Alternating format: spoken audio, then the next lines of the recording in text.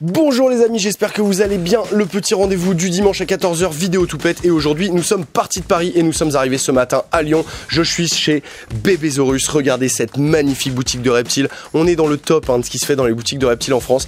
Mais en plus d'être super sympa, le patron Olivier est un passionné de malade de reptiles. Et depuis très longtemps, il a élevé des tonnes d'animaux. Et aujourd'hui, on est là pourquoi? On est là pour faire le tour, non pas de sa boutique, mais de son élevage. Il va nous présenter tous les animaux qu'il élève en ce moment. Il y a des bestioles, il les a depuis tellement longtemps. Et surtout des bestioles que vous n'avez pas l'habitude de voir. Donc, mesdames, messieurs, je vous demande d'accueillir et d'applaudir Olivier. Mais quelle entrée, merci Olivier. Je suis là. Merci beaucoup. Toujours. Mais merci beaucoup, ça me fait hyper plaisir. Bon, déjà ton magasin, je l'adore et je le dis souvent. Hein. Mais là aujourd'hui, la vidéo, c'est vraiment moi ce qui m'intéresse, c'est que tu me parles de ton parcours d'éleveur et que tu montes des bestioles qu'on voit pas souvent et que tu me racontes en fait comment cette passion est devenue un métier. C'est cool. Il est loin ton élevage là? Mon élevage, il est juste à côté. On va y aller à pied. Vous allez voir. On y va à pied comme ça, direct. Alors c'est parti. Et ben on y va. Vas-y, je te suis. Je te suis et Quentin va nous suivre. Allez, viens Quentin. Et Quentin, enlève ce sourire de ton visage. Tu l'as depuis qu'on est arrivé.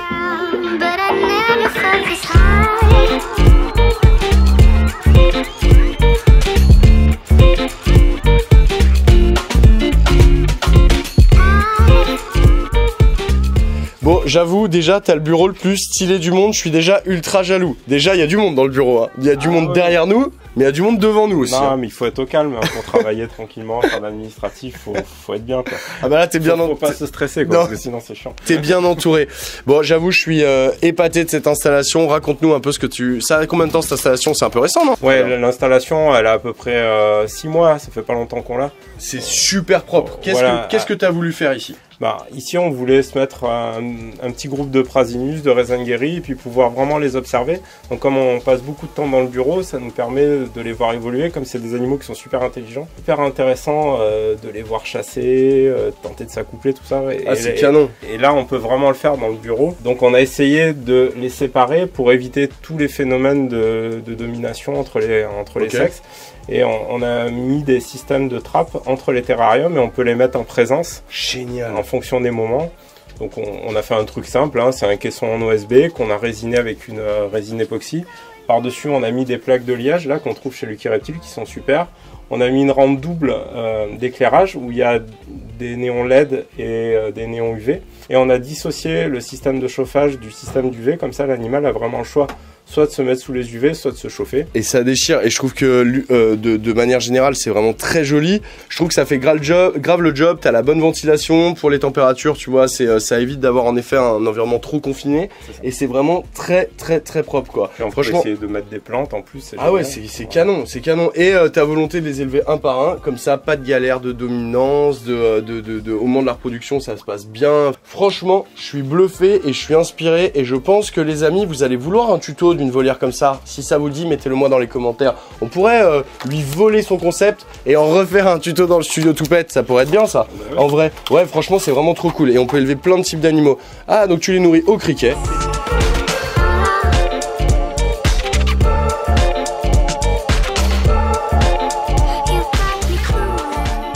Bon, trop cool, ça commence plutôt très bien la visite des installs. J'adore déjà, j'adore. Alors là, j'ai l'impression qu'on est dans ta grande salle d'élevage. Franchement, j'ai les yeux qui sont émerveillés, c'est un truc de fou. Bon, déjà, je suis halluciné de la propreté de tes installations, Olivier. C'est gentil, merci. Ah non, mais c'est pas gentil, c'est que c'est ouf. On peut manger par terre, c'est vraiment le cas de le dire. Hein. C'est-à-dire que moi, je préfère manger dans une assiette.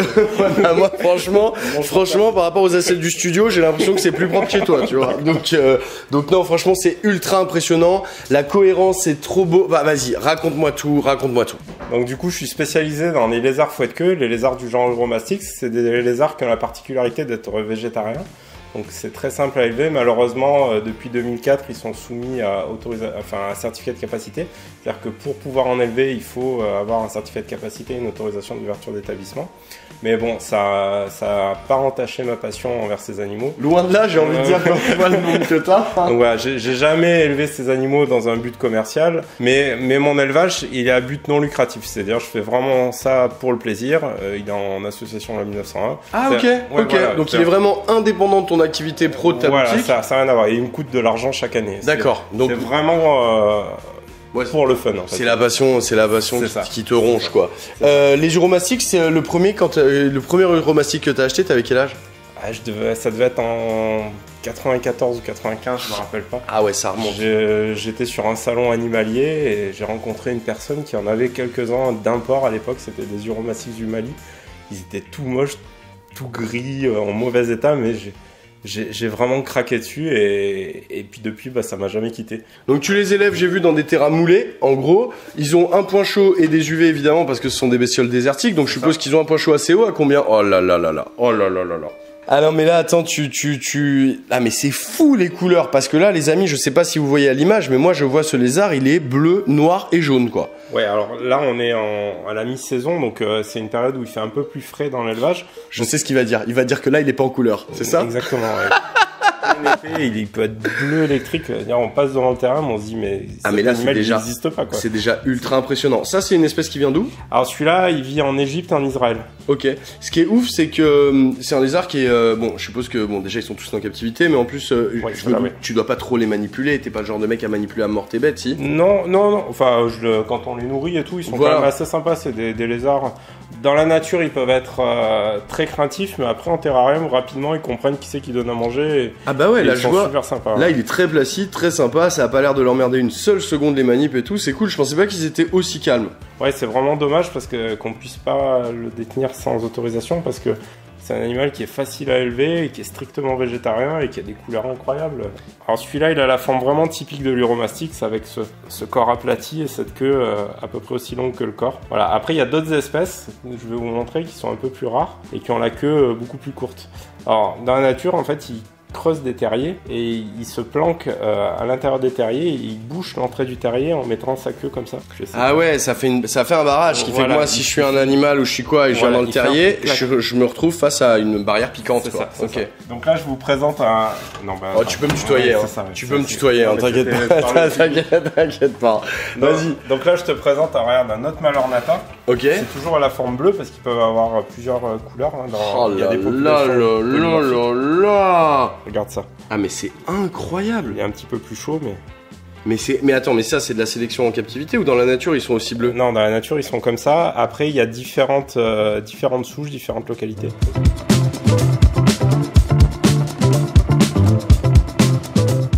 Alors ceux-là ils sont assez incroyables, morphologiquement ils ont pas du tout la même forme de queue. Non ça c'est l'Uromastyx thomasi qui est endémique à Oman. Oman c'est où on va leur situer? C'est dans les pays arabes? C'est vraiment au sud de l'Arabie Saoudite, voilà. C'est à côté du Yémen. Ok. Il y a le Yémen et Oman. Ok. Voilà. Et donc là, Oman, il y a vraiment un endémisme au niveau de la flore et de la faune, où il y a plusieurs espèces d'Uromastyx, dont le thomasi qu'on trouve vraiment que là-bas. Lui, sa particularité, c'est qu'il vit dans des déserts plats, où il n'y a pas de falaises, de végétation haute. Donc il va faire des trous vraiment sous les cailloux dans le désert. Et pareil, ah mais là c'est la porte d'entrée, le trou est bloqué avec la queue. Ouais, le terrier a vraiment la forme de sa queue. Mais là c'est vrai que c'est on sent l'épaisseur des écailles et tout, c'est caréné de fou. Enfin c'est ouais en effet ça doit vraiment très bien marcher pour bloquer les terriers, ouais. Ça. Donc ça c'est une espèce qui était encore introuvable en 2004 quand on a écrit le bouquin. J'avais même pas de photos. On était obligé de faire un dessin dans le bouquin. Et là quand ils sont apparus sur le marché, j'ai dit mais c'est pas possible que j'ai ça, j'en revenais pas. Ah ouais. J'avais fait des pieds et des mains pour en avoir et là ils étaient enfin disponibles. Comment t'as payé ton premier couple? Non, j'en parle pas. Plus ou moins de 2000 balles. C'est ça à peu près. Ouais. Bah c'est ça la passion hein. Et puis tu devais les attendre depuis tellement longtemps, t'as dû ah oui ça devait être sacrément. Ils sont arrivés comme ça du jour au lendemain, t'en as proposé? Ouais, okay. Sur le marché il y en a eu d'un coup un peu de partout. Et en plus, l'avantage c'est qu'ils se reproduisent quand même assez bien en captivité. Okay. Et maintenant, c'est une espèce qu'on trouve plus ou moins facilement en fonction des périodes. Donc les prix ont carrément baissé, par exemple, sur le marché aujourd'hui, ça vaut combien un Uromastyx thomasi? Autour de 350 €. Ah oui, donc voilà. Donc, il y a eu une période où on les trouvait même à 150 €, mais là, ça a réaugmenté un peu. Okay.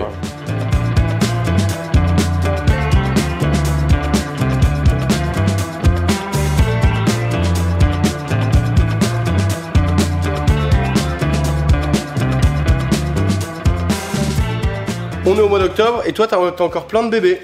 Bah oui, ils sont nés cet été, puis c'est des petits que je vais faire grossir. Donc voilà, là on a des petits ornata, des petits princesses. Mais on est d'accord que c'est tellement mignon quoi. Ceux-là ils sont nés cet été, à peu près au mois d'août je pense. Oh là là, donc ils ont 2 mois quoi. Ouais c'est ça. Ils sont tout petits. Et dans la nature ils mangent quoi à la naissance? Comme les adultes, hein, ils mangent des végétaux, des petites graines, des fleurs, des feuilles. Parfois, certaines espèces peuvent manger un peu d'insectes quand ils sont plus petits. Mais... Parce que là, je me dis qu'un bébé euro comme ça dans le désert, mais il a tellement de prédateurs potentiels, non? Il a plein de prédateurs, il peut se faire manger par tout un tas de bestioles, même des scorpions. Ah ouais. Et une femelle va faire combien d'œufs à peu près? Ça dépend des espèces, je suppose? Ça dépend des espèces, mais en moyenne, ils pondent une fois par an. Enfin, en tout cas, les années fastes, s'il y a des années où il n'y a pas grand chose à manger, ils vont pas se reproduire. Ok. Et ça fait en moyenne une dizaine d'œufs.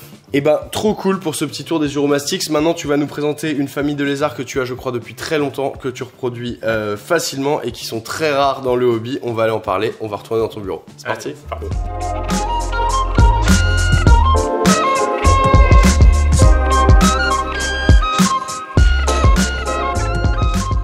Donc là, Anaïs, Team Bébésaurus aussi, hein, Anaïs est en train de les nourrir. Mais attends, tu leur donnes... Ça, c'est pas pour...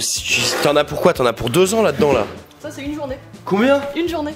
T'as une journée? Tous tes uromastyx, ils mangent ça en une journée? Ouais, et 2 fois par semaine. Ah ouais, donc 2 fois par semaine, tu vas les chercher où? Chez le maraîcher direct? Ah bah direct, ouais, chez le producteur. Là, je vois que... En tant qu'expert salade, j'ai envie d'identifier ça comme Batavia. Je ne sais pas si c'est ça, mais je vois que dans ta main, tu as de la frisée. Voilà. Et tu varies beaucoup, t'alternes ou tu donnes toujours les mêmes salades? Non, mais j'alterne, je donne aussi de la reine des glaces, de la scarole. Ah oui, donc vous donnez un mix de plein de salades différentes, quoi. Et c'est les seuls végétaux qu'ils vont manger ou ils vont manger des pissenlits, des trucs comme ça aussi? Ah bah les pissenlits, c'est le top, on va en chercher dès qu'il fait beau et dès que ça pousse, on va en ramasser. Ok, donc du plantain, du trèfle. Ah oui, voilà, donc vous alternez à mort et aujourd'hui, si c'est Batavia, c'est parce qu'il pleut et flemme d'aller au pissenlit, Voilà. quoi. Bah flemme, c'est qu'il n'y en a pas. Ok, j'ai compris. Voilà. Bon alors là Olivier, tu me fais plaisir parce que ça c'est une bestiole qu'on voit vraiment pas tous les jours, ça c'est sûr, mais même pas tous les ans en fait. C'est une bestiole qui est quand même très rare aujourd'hui dans le hobby, alors que quand j'étais plus jeune c'était beaucoup plus commun. Hein. Oui, c'était plus commun parce que c'était encore importé des îles Salomon. C'est un lézard qui est vraiment endémique à ces îles-là. Et ça fait déjà peut-être 10 ou 15 ans qu'il est interdit d'exportation. Donc tous ceux qu'on trouve sont nés en captivité. Ok. Ils sont assez incroyables parce que c'est un lézard de la famille des 5. Donc contrairement aux 5, il a des membres très développés parce qu'il est arboricole, il est strictement végétarien. Ah, il me mord, il essaye de me mordre, tu as vu? Non, c'est parce qu'il t'aime. Ah, c'est parce qu'il m'aime, il a essayé de me mordre, je l'ai vu, En plus, ça a une mâchoire redoutable, ça. Hein. Ouais, bah, ils ont des dents pas très acérées, mais ils ont beaucoup de force dans la mâchoire. Et ça a la queue préhensile aussi, ça. Donc, ils ont la queue préhensile, ouais. Ça, c'est incroyable, donc ils ont la queue préhensile. Comme un 5e membre, ils arrivent à tenir vraiment sur leur queue. Incroyable. Sans aucun problème. Ça fait combien de temps que t'as la femelle dans ton élevage? Alors ça, c'est un mâle. Ah, là, pardon. C'était mon premier, je l'ai acheté en 95. Waouh, ça fait 15 ans que tu l'as? Un peu plus, 95, 2005. Ah mais non, mais bien plus, on est en 2020, 25 ans? Ouais, ça doit être ça. Et je l'avais déjà acheté. Ça fait 25 ans que t'as ce lézard avec toi, incroyable. Je l'avais déjà acheté adulte, c'est toujours un excellent reproducteur. Et l'autre particularité... Attends, tu l'avais acheté adulte, mais il a quel âge du coup? Ah oui, donc ça se trouve, c'est une bête qui peut avoir 30 ans, 35 ans. Incroyable. Et ça, c'est son bébé? C'est un de ses petits, ouais. Parce qu'en fait... Raconte-nous ce qu'est la particularité de ces lézards, c'est qu'ils vivent en famille, entre guillemets. Oui, ils peuvent vivre en famille. Alors en captivité, on peut les maintenir en couple. Après, moi, souvent, je sépare les mâles quand les femelles sont un peu épuisées après avoir fait un petit. Ok. Elles se retapent un peu parce que c'est vrai que les mâles, ils peuvent être un peu embêtants, ils les harcèlent. Et les femelles s'occupent de leur bébé pendant au moins 1 an. Elles le protègent. C'est ça qui est ça, c'est vraiment... les deux trucs qui sont fous, je trouve, c'est que déjà, elles s'occupent... Bon, déjà, c'est la taille des bébés quand ils naissent, ils sont énormes. C'est-à-dire que tu vois le bébé, c'est hallucinant la taille qu'il fait par rapport à la taille de la mère. Et ensuite, elle les protège pendant 1 an, trop mignon. Et ben, merci beaucoup de nous avoir montré cette espèce parce que c'est vraiment rare et c'est trop cool. T'as sorti combien de bébés depuis que t'élèves cette espèce? Ah, je sais pas. Beaucoup? Pas beaucoup parce que c'est pas très prolifique et puis au début j'ai fait quelques petites erreurs de maintenance, notamment au niveau des UV où je leur mettais trop d'UV, ça a eu des impacts négatifs sur le développement embryonnaire des petits, mais bon, tous les ans j'ai 1 ou 2 bébés quoi. Trop cool, et ben voilà. Merci beaucoup. Voilà. Bon les amis, je tiens à vous remercier énormément, franchement, déjà pour cet accueil, c'était vraiment super cool, pour la diversité des espèces qu'on a vues parce que c'était pas commun et ça fait très plaisir. Et Olivier, tu transpires la passion comme jamais. Merci, c'est gentil. Non mais c'est vrai, t'as une boutique qui est incroyable, vous aurez l'occasion de nous revoir dans cette boutique, on va tourner une 2e vidéo, mais je ne sais pas si cette vidéo sera diffusée avant ou après, mais en tout cas c'est pas fini avec Bébésaurus, ça c'est sûr. Merci d'être venu, en tout cas c'était super cool d'être là et d'avoir présenté un peu notre boutique et notre élevage, c'était vraiment cool. Mais c'est avec nous, avec plaisir, nous on est tellement contents content de venir. Franchement, c'était le bonheur. C'était pas la première fois qu'on venait vous voir et on va revenir de nombreuses fois, j'espère, parce que franchement, votre boutique elle est au top et vous aussi. Donc ça fait très très plaisir. Merci les amis. Merci à toi. vous. Et merci beaucoup. Tu peux me tutoyer aussi, Anaïs. Mais je rigole. Merci Anaïs aussi pour cette belle apparition dans la vidéo. Ça fait très plaisir. Merci à vous pour votre gentillesse en tout cas.